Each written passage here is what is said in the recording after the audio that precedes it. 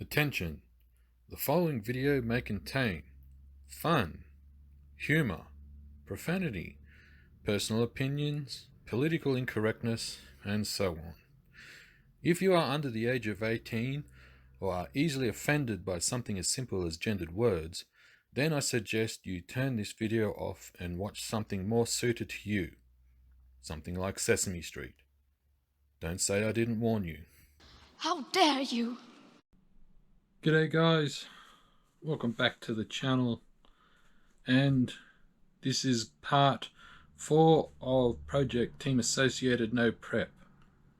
Now this is a series of videos where I'm going about turning or converting a Team Associated B5M buggy into a no prep drag car.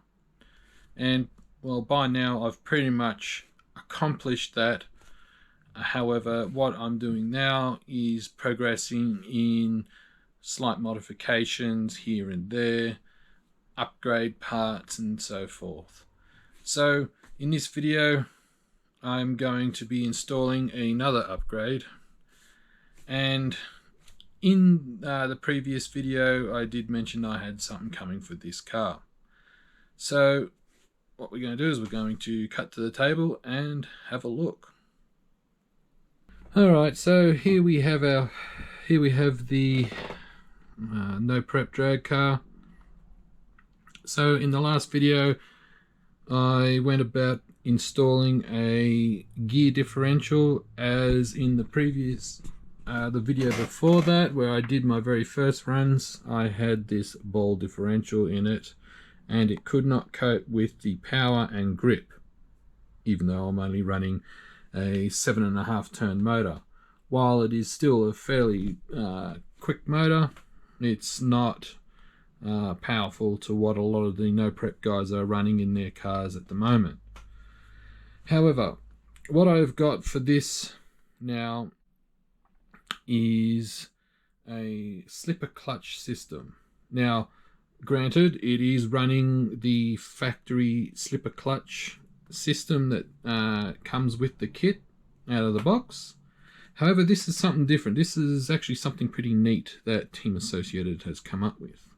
So what I'm going to do is I'm going to take this off the table. Try not to drop it, as last time I did. I dropped it on the wheelie bar and broke it.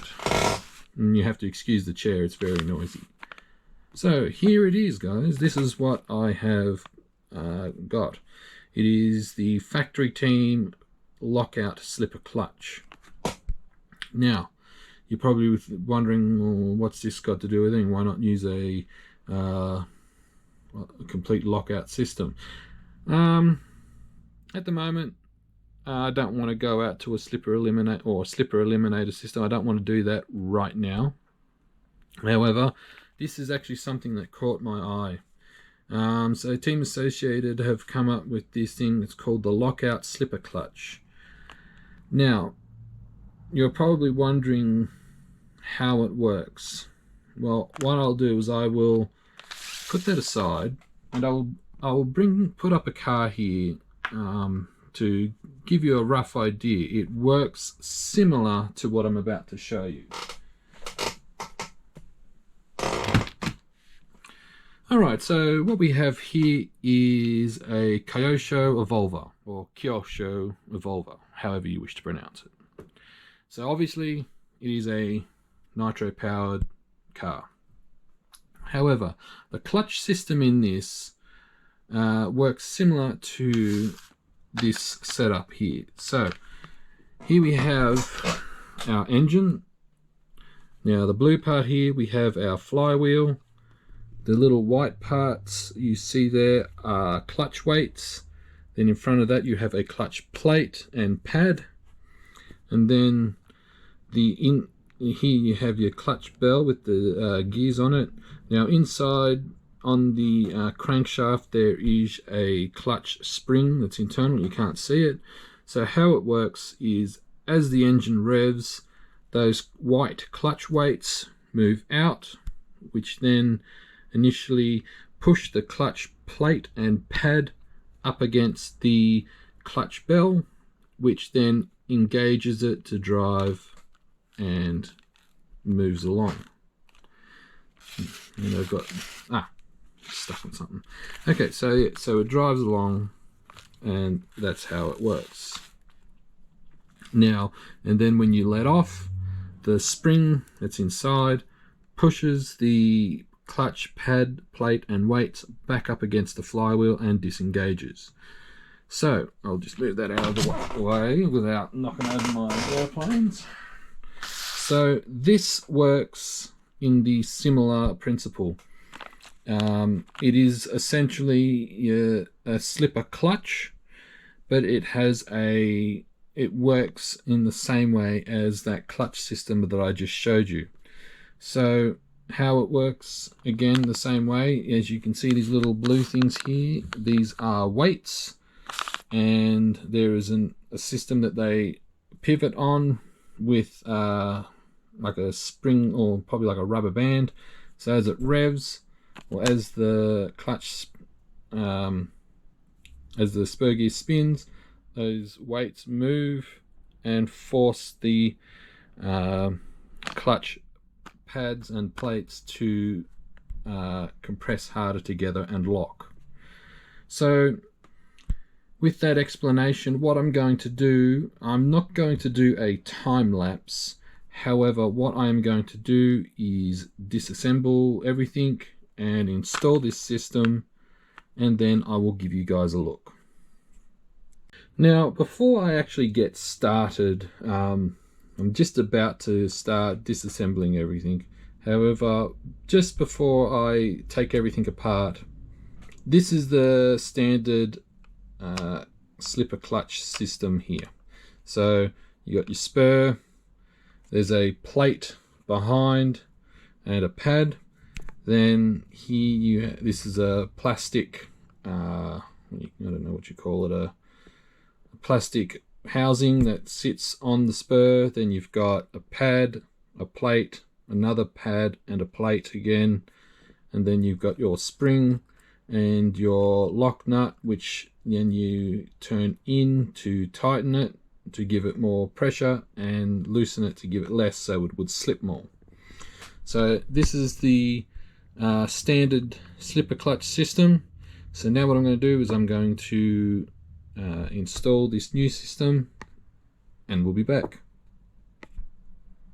Alright guys, I have the clutch system installed. As you can see, it is vastly different from the standard one. So like I said, showed, here is the standard slipper clutch system, if I can get my mouth around the words. Now, it is a very interesting setup, because here is the standard slipper clutch pads. They're kind of like very, very hard cardboard, papery like material.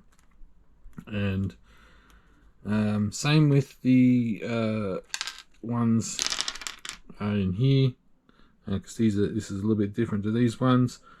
Very hard papery material.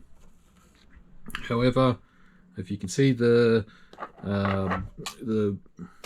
like light clear blue around here, those are the slipper clutch pads. Now, they are not papery material or cardboard material.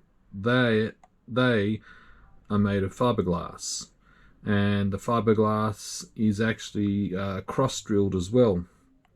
I probably should have taken some footage of it. However, I didn't really want to bore you with it. Now, two things to note. I started off this standard spur gear here is 81 tooth. That's what I started off with. The spur gear that comes with it is a 78 tooth, and I'm running a 22 tooth pinion from memory, and I've got the motor as far back as I can get it, and it just makes up mates up perfectly, or meshes up perfectly I should say, only just. So I would say, because it's only a short run, you wouldn't really have to worry about it being overgeared so much. However, if you're running something like a 5-turn and up, I would say keep a close eye on your temperatures. Now, this is the fun part. So as I explained and showed you with that nitro car of mine how the clutch system works, so this, like I was saying, this system works similar, not exactly, I want to point that out, not exactly, but similar to how this works. So unlike with the nitro car where the engine's idling and it only engages once the engine goes above a certain RPM, this clutch system works exactly just like your ordinary slipper clutch, where it's constantly engaged, and it has a spring, a tension spring to add pressure or load to the plates. This is where the fun bit comes in. So here you have these 4 blue little levers. They have, if you can see here, I should just use this as a pointer. You see here on the top, on this top one here, it's got like a bit of a lobe. So how it works is the faster this spins, the more this will move. So you see how it moves, and that little lobe pushes on the first plate at the back here. And obviously the harder or the faster it spins, the more, I think it's centrifugal force, could be centrifugal, someone tell me what it is. I'm pretty sure it's centrifugal force. Anyway, the force of it pushing, going outwards, pushes harder on the clutch plate, which then causes it to lock. Now, in the kit, it comes with a 50, a 60, a 70, and an 80A rating O-rings. So here are the O-rings, these are the lockout O-rings. I'm just trying to get them all neat. So here we have the 60, the 70, and the 80, and I've started off with the 50. Now, the higher the number, the heavier or thicker it is, so it requires more RPM for those little lobes there to come out. So I've started off with the 50, which is the softest setting. And the next interesting thing is, if you look here, you can see some holes. Those are M3 sized holes, so you can do some extra tuning. So here it shows you with the little lockout, they're called lockout arms. You can put some M3 screws and some nuts on there to add weight. So you can, maybe you want a really fast lockout, or you could have the heaviest O-ring lockout, or lockout O-ring with no screws in there to have a later engagement. And so it gives you some tuning tips. Team Associated really need to learn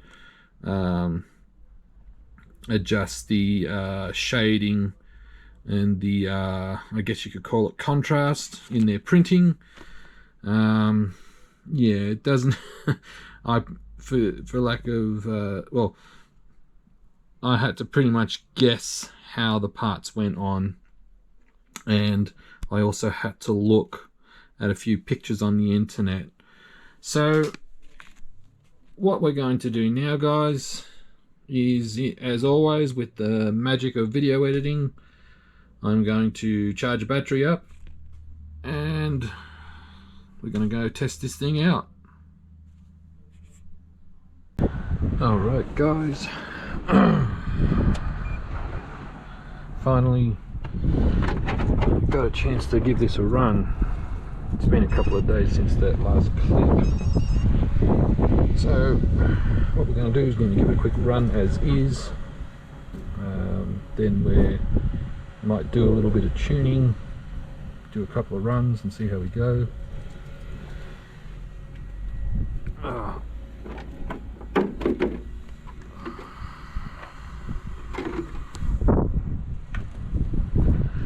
Alright, I'll see if I can get it on camera, but you can possibly see the slipper clutch system, so when I give it a rev up you'll see it move.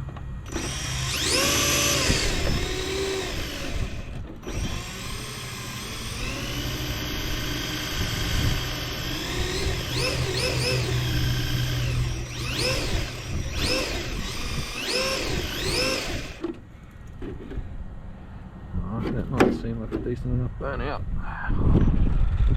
So let's see how we go. Alright, 3, 2, 1.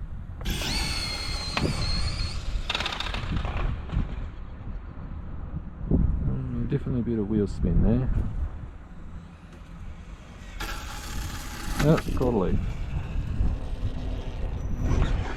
I did notice there though, I'm not sure if it was the slipper clutch or just wheel spin, but there was a bit of a point where, if you notice, it actually hooked in, so that could be the slipper clutch system locking up completely. So give it another tyre, give it another warm up.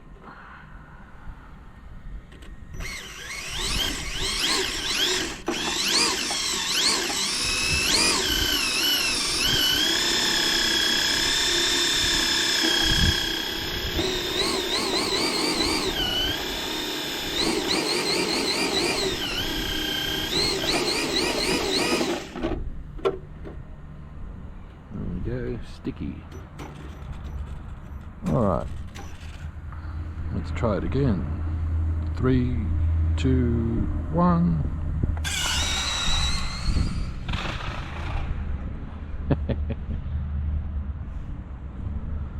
It's definitely working. If you notice, just for a couple of seconds you can hear a slipping noise and then it just locks in.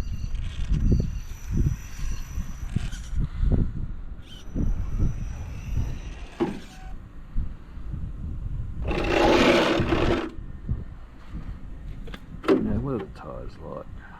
Let's give it a little bit more of a warm up.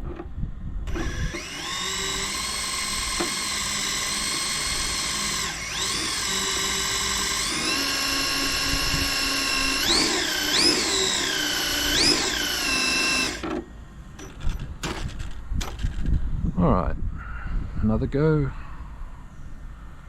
3, 2, 1.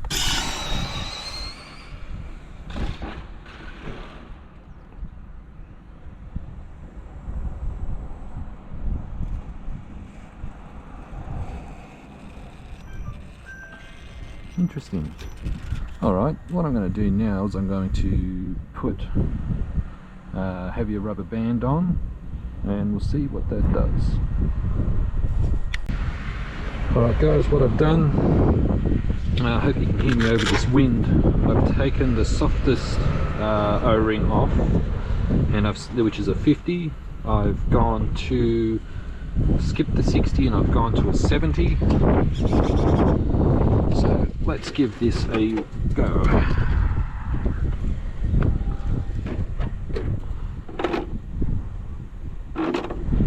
Alright, quick warm up.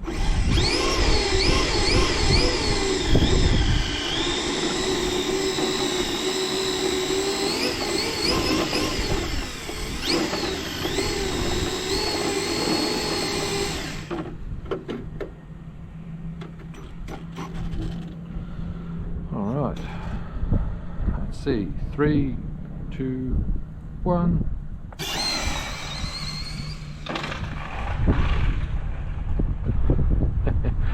She gets a little sketchy under brakes.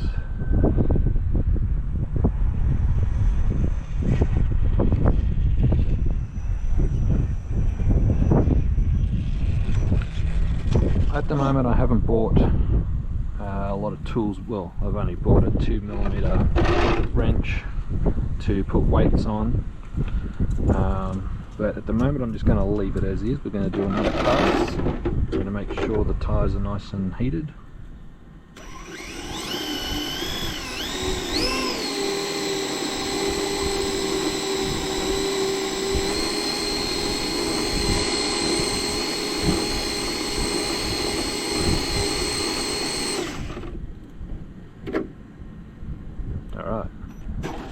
Alright, this will be the final pass, and get a different perspective. Alright, 3, 2, 1.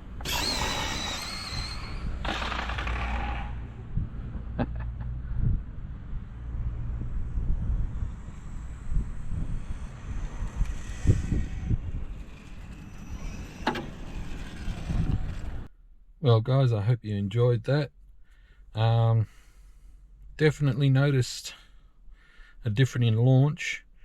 You'll probably notice it still takes off pretty good. However, I did notice at the start there was a bit of slippage, and then it just cut straight out, and I could tell. Camera probably doesn't do it justice, but I did notice that once it completely locked in, it seemed to go a bit harder. So there was an initial slip off the line, and then it locked in, and then just dug in and got going. And I noticed in the first 2 passes that I did with the 50 size O-ring, it launched, it kicked in pretty hard, but because it was engaging early, the motor wasn't really at full power. And I noticed when I put the 70 on, while it's still locked in, it just that little bit later, and it got a little bit squirrely because the motor was at full power. That's just what I noticed anyway. So what I'm going to do is I'm going to leave this video here. I'll be doing some more testing as we go along. I have some heavier diff oil coming for it, so that'll be interesting to see how that goes. So guys, if you enjoyed this video, feel free to give it a like, and stay tuned for more no prep videos. Cheers guys.